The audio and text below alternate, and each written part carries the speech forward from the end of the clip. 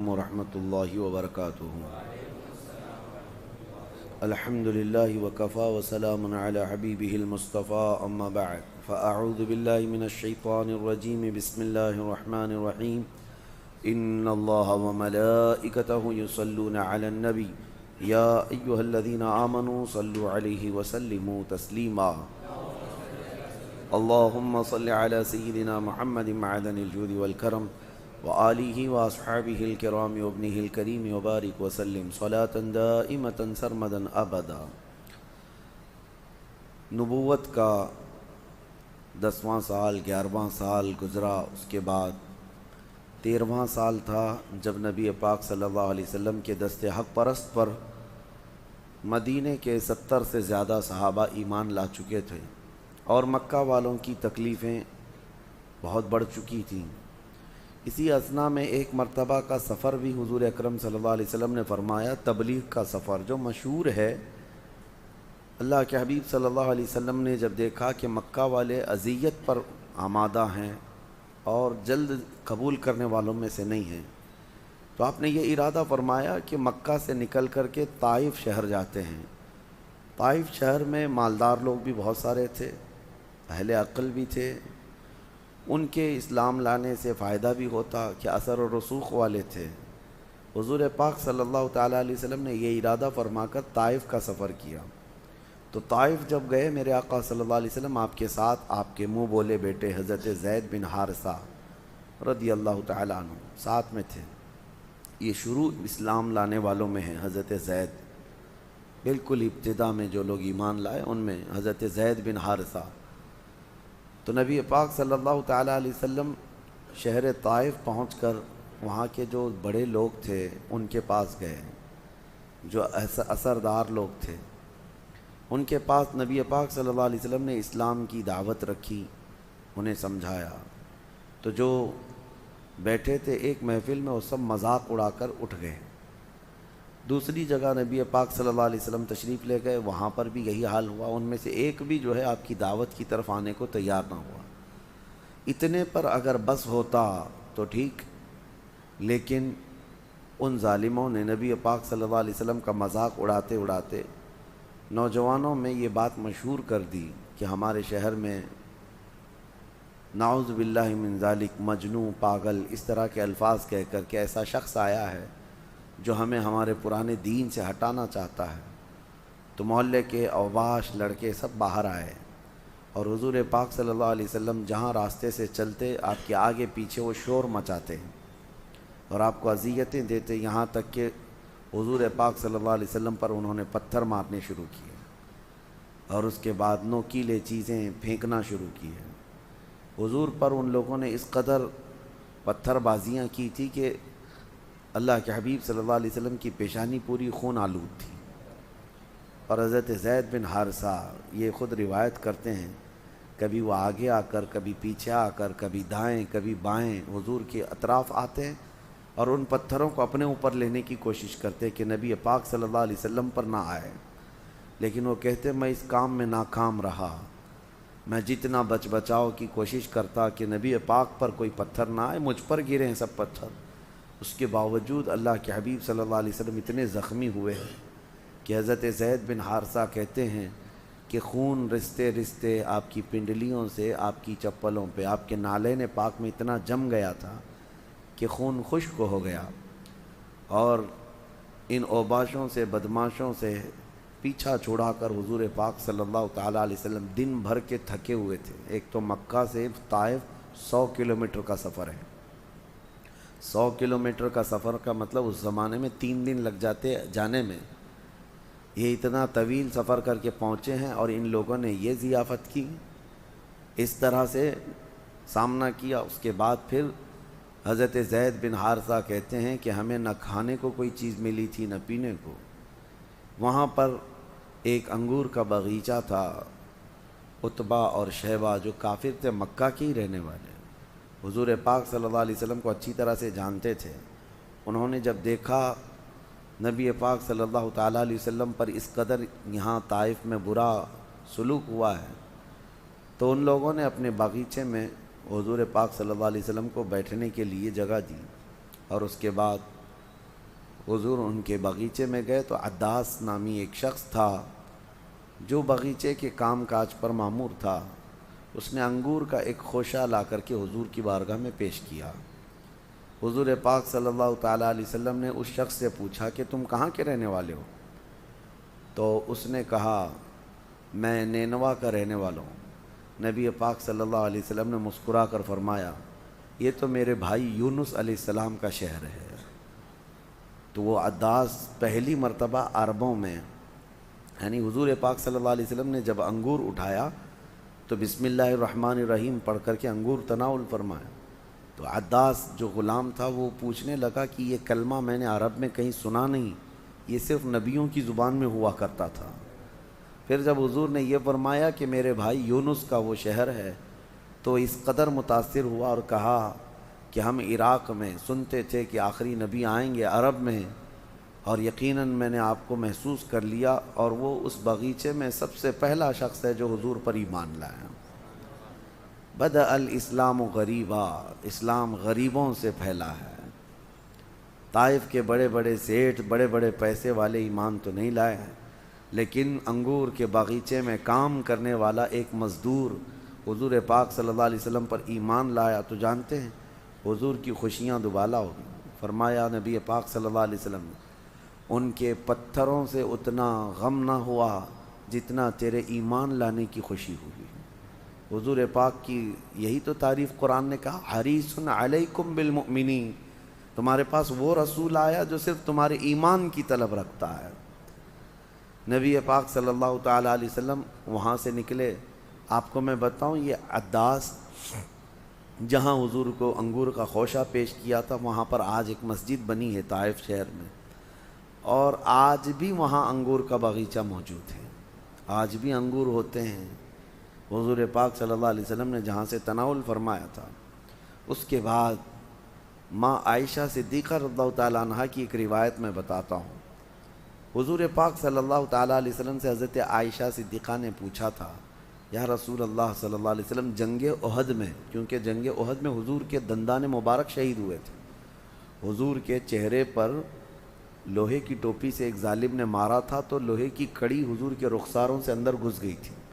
حضور کے دانت مبارک شہید ہوئے، 70 صحابہ شہید ہوئے، بہت سخت جنگ تھی. حضرت عائشہ نے پوچھا تھا یا رسول اللہ صلی اللہ علیہ وسلم کیا آپ کی زندگی پاک میں جنگ احد کی طرح کوئی سخت چیز آئی؟ حضور نے فرمایا کہ ہاں، جنگ احد سے بھی زیادہ سخت دن طائف کا تھا. طائف کا تھا. طائف کے سفر میں ان لوگوں نے اس قدر پتھراؤ کیا تھا کہ میری پیشانی لہو لہان ہوئی تھی اور نالین پاک کو تلووں سے نکالنا مشکل تھا. حضور پاک صلی اللہ تعالیٰ علیہ وسلم ایک جگہ پہاڑ کے نیچے آرام کرنے کے لیے تشریف لے گئے. وہاں آج بھی مسجد الرسول بنائی گئی ہے، چھوٹی سی مسجد، بہت پرانی ہے، بہت پرانی. حضور نے جہاں سجدہ فرمایا، جب اپنے غلام اپنے منہ بولے بیٹے کے ساتھ سجدے ریز ہیں، اس وقت ظالموں نے اوپر پہاڑ سے ایک بہت بڑا پتھر ڈھکیل دیا. پہاڑ سے کہ وہ پتھر لڑکتا ہوا آئے اور حضور پاک صلی اللہ علیہ وسلم اور ان کے صحابی کے اوپر گر جائے. وہ اتنا بڑا پتھر ہے. فرمایا روایت میں انہوں نے وہاں سے لڑکایا لیکن اللہ کے فرشتوں نے اس کو وہیں بیچوں بیچ روک دیا. وہ پتھر آج تک رکا ہوا ہے، آج تک وہ پہاڑ پر اسی طرح سے رکا ہوا ہے. صدیاں گزر گئیں. اب اس کے بعد نبی پاک صلی اللہ علیہ وسلم فرماتے ہیں میں طائف سے لوٹ رہا تھا کہ بیچ راستے میں جبرائیل امین علیہ السلام تشریف لائے. اللہ کے حبیب صلی اللہ علیہ وسلم کی بارگاہ میں آئے اور عرض کیا کہ حضور 2 فرشتے آئے ہوئے ہیں آپ سے ملاقات کے لیے. حضور نے ان 2 فرشتوں کے متعلق پوچھا کون ہیں؟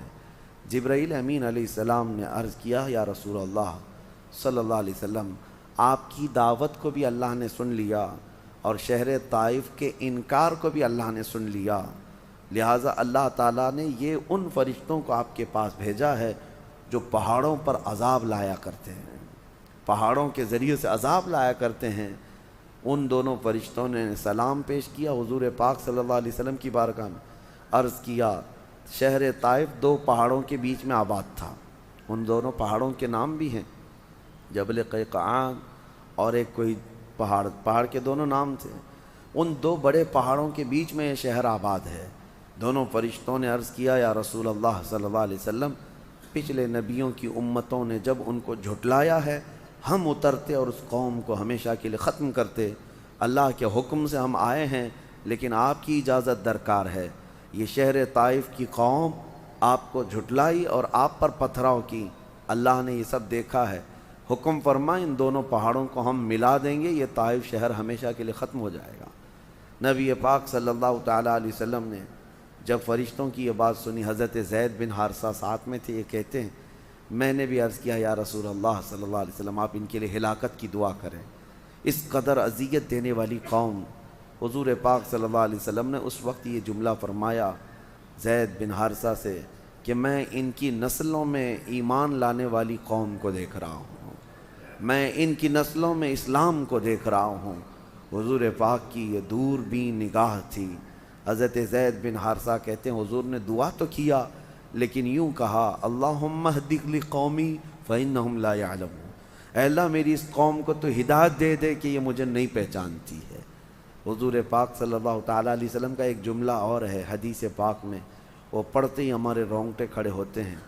زخموں سے چور بدن ہے، پیشانی لہو لہان ہے، دن بھر کی تھکان ہے، پلس اس پر بھوک اور پیاس کی شدت ہے۔ ان حالتوں میں جانتے ہو شام کا وقت آیا تو زید بن حارثہ کہتے ہیں نبی پاک صلی اللہ علیہ وسلم اپنے مولا کی بارگاہ میں رو رہے تھے، یہ کہتے ہوئے الفاظ تو سنیں، حضور پاک صلی اللہ علیہ وسلم یوں عرض کرتے ہیں کہ اشکو الیک یا اللہ قلت حیلتی، کہتے ہیں اللہ میں اپنا عذر تیری بارگاہ میں پیش کرتا ہوں۔ عذر کس کو کہتے ہیں؟ کمزوری کو۔ عرض کرتے ہیں میں ان پر غالب نہ آ سکا، میں ان کو دین نہ پہنچا سکا، اور ان لوگوں نے جو کچھ بھی میرے ساتھ کیا، اے اللہ اگر تو غضبناک نہیں ہے، تو ناراض نہیں ہے، تو مجھے ان چیزوں کی پرواہ نہیں ہے۔ اے اللہ اگر تو مجھ سے راضی ہے تو ان کی تکالیف کی مجھے کوئی پرواہ نہیں۔ یہ نہیں کہ مولا ان کافروں کو چن چن کر کے تو ہلاک کر دے، بلکہ اس وقت بھی اپنے رحمان سے یہ التجا کہ اے اللہ میرے اس تبلیغ سے اگر تو ناراض نہیں ہے تو پھر ان کی تکلیف سے مجھے کوئی پرواہ نہیں ہے۔ یہ تاریخی جملے ہیں حدیث پاک میں، پڑھو تو دعاؤں میں عربی میں عجیب سی رقت طاری ہوتی ہے کہ کون ہے جو اس قدر تحمل رکھتا ہے، اس قدر برداشت کی طاقت رکھتا ہو کہ ان حالتوں میں بھی وہ اللہ کی رضا کے لیے کوشاں ہے، اللہ کی رضا کے لیے کوشاں ہے کہ اگر مولا تو راضی ہے تو یہ سب چیزیں ہیچ ہیں، کوئی مسئلہ نہیں۔ حضور پاک صلی اللہ تعالیٰ علیہ وسلم واپس مکہ تشریف لائے، اور اس کے بعد پھر وہ ہجرت کے دن قریب آئے۔ جب 13 سال ہو گئے نبوت کے، مکہ مکرمہ میں اللہ کے نبی صلی اللہ تعالیٰ علیہ وسلم کو حکم ہوا کہ آپ مکہ سے نکل کر مدینے تشریف لے جائیں۔ یہ وہ دن تھے جب مکہ والوں نے مکمل پلاننگ کر لی تھی۔ دار الندوہ ایک جگہ ہے جہاں بیٹھ کر کے یہ میٹنگیں کرتے تھے سارے گرو گھنٹال، جتنے قبیلے کے بڑے بڑے سردار ہوتے تھے وہ ندوہ میں جمع ہوتے تھے۔ ندوہ ایک جگہ تھی جس پہ پنچ لگتی تھی، پنچایت ہوتی تھی، اور اس میں بڑے بڑے مشورے طے پاتے تھے۔ وہاں سارے لوگ جمع ہوئے، ابو جہل بھی تھا۔ یہ ایک بڑی لمبی حدیث ہے، اس میں لوگ کہتے ہیں کہ وہ سب لوگ میٹنگ کے لیے بیٹھے تھے کہ ان محمد کا کیا کیا جائے۔ بائیکاٹ کر کے دیکھا، مار کر کے دیکھا، ان کے غلاموں کے ساتھ بہت زیادہ ظلم سب کر کے دیکھا، لیکن ان کی دعوت رکتی نہیں۔ جب کبھی کوئی قافلہ مکہ آتا ہے تو اس میں کوئی نہ کوئی اسلام قبول کر لیتا ہے، پھیلتا جا رہا ہے یہ دین۔ تو پھر اس میٹنگ میں بیٹھے ہوئے لوگوں کی یہ روایت ہے کہ ایک شیخ تشریف لائے، عمر دراز تھے، سفید لباس میں، وہ میٹنگ میں آئے۔ میٹنگ میں بیٹھے ہوئے لوگ کہتے ہم تو انہیں جانتے نہیں تھے۔ اچھا حدیث میں یہ بھی لکھا ہوا ہے کہ وہ آنے والا کہا میں نجد سے آیا ہوں۔ کہاں سے؟ نجد، جس کو آج نجدی کہتے ہیں، وہ نجد کے رہنے والے کو نجدی کہتے ہیں۔ اور یہ بڑے عمر دراز شیخ تھے، وہ آئے، کہا کہ میں نے سنا کہ تم لوگ کوئی اچھے کام کی منصوبہ بندی کر رہے ہو، تو میں بھی مشورہ دے دوں تمہیں۔ وہ آئے اور آ کر کے سب سے پوچھا کہ کیا کیا رائے ہے. ڈرے ہوئے تھے لوگ کہ ہم اگر ماریں گے، قتل کریں گے تو قریش کا مقابلہ پھر اس خاندان سے ہو جائے گا، کیونکہ ایک خاندان والے کو مارنے کا مطلب یہ ہوتا کہ پورا خاندان اس سے جنگ کرتا، قصاص لیتے. تو سب یہ ڈرے ہوئے تھے کہ پھر ہمارے خاندان میں لڑائیاں شروع ہوں گی. تو آئے ہوئے شیخ نجدی شیخ نے مشورہ یہ دیا، ایک کام کرو کہ ہر خاندان کا ایک ایک آدمی آگے آئے اور ہر ایک آدمی ایک ایک تلوار لے کر کھڑا رہے، اور سارے لوگ مل کر کے جب ماریں گے تو قریش جو ہے ہر خاندان سے تو بدلہ نہیں لے سکتی. خاندان قریش ہر ایک سے تھوڑی نا جنگ کر سکتا ہے، تو لہٰذا ایک خاندان اگر جا کر مارے گا تو جنگ ہونے کے اندیشے ہیں سارے لوگ. تو سب لوگ کہتے ہیں کیا مشورہ تھا، بہترین مشورہ تھا. اور ہم سب لوگوں نے اتفاق کیا کہ مکہ میں جتنے آباد قبیلے ہیں ہر ایک قبیلے کا ایک ایک آدمی رات کو محمد صلی اللہ علیہ وسلم کے گھر جائے گا اور ہر ایک اپنی تلوار سے انہیں مارے گا، تاکہ قصاص بدلہ لینے کے لیے قریش کے پاس کوئی چارہ نہ رہے. یہ طے پایا، یہ میٹنگ بھی ہوئی. جانتے ہیں یہ شیخ نجدی ابلیس لعین تھا، شیطان مردود تھا، جس کے متعلق صاف ہے، لیکن کہہ کر کے کیا آیا؟ شیخ نجدی. حیرت کی بات ہے، پتہ نہیں اس وقت کون سا لال رومال پہنا تھا، کون سا پہنا تھا، لیکن حدیث پاک میں ملتا ہے ندوہ اور شیخ نجدی، یہ دونوں لفظ ہیں. پلان کے مطابق منصوبہ کے اعتبار سے وہ لوگ رات کے وقت ہر قبیلے کا، ہر خاندان کا ایک ایک نوجوان حضور پاک صلی اللہ علیہ وسلم کے گھر کے اطراف جمع ہو گئے. آج کی رات انہیں قتل کرنے کا پورا پلان تھا. حضور پاک صلی اللہ تعالیٰ علیہ وسلم کو اللہ نے خبر دے دی کہ باہر آپ کے قتل کے منصوبے بن چکے ہیں. اس وقت نبی پاک صلی اللہ علیہ وسلم اپنے گھر میں حضرت علی کرم اللہ وجہہ الکریم کے ساتھ تنہا تھے. تو حضرت علی رضی اللہ تعالیٰ عنہ کو آپ نے فرمایا تم آج میرے بستر پر سو جاؤ، میں نکل رہا ہوں اور مدینے کا سفر ہے، اور کل تم بھی لوگوں کی جو امانتیں میرے پاس رکھی ہیں وہ سب واپس لوٹا دینا اور چلے آنا. حیرت کی بات ہے، اس وقت تک دشمنی بھی کرتے تھے اور حضور کے پاس امانت بھی رکھتے تھے.